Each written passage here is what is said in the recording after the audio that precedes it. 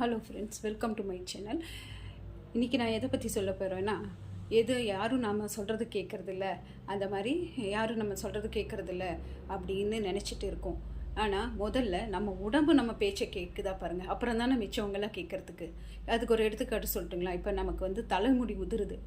தலைமுடி உதிருவது பிடிக்குமா, இல்லை தலைமுடி நிறைக்கிறது நமக்கு பிடிக்குமா? அது எதுவுமே நமக்கு பிடிக்காது.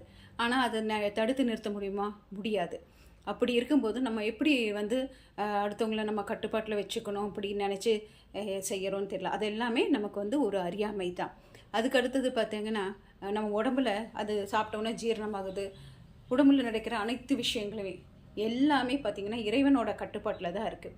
இறைவன் பாருங்கள், இந்த முடி உருதுருவதை கூட நம்ம பொறுப்பில் இல்லை, எல்லாம் இறைவனோட பொறுப்பில் இருக்கும்போது நம்ம எதுக்கு தேவையில்லாமல் எதையாவது நினச்சி கவலைப்பட்டு வருத்தப்பட்டுட்டு இருக்கணும்? எதுவுமே நம்ம கையில் இல்லை. நிம்மதியாக இருங்க, அது மட்டும் போதும். இறைவன் பார்த்துக்குப்பான்.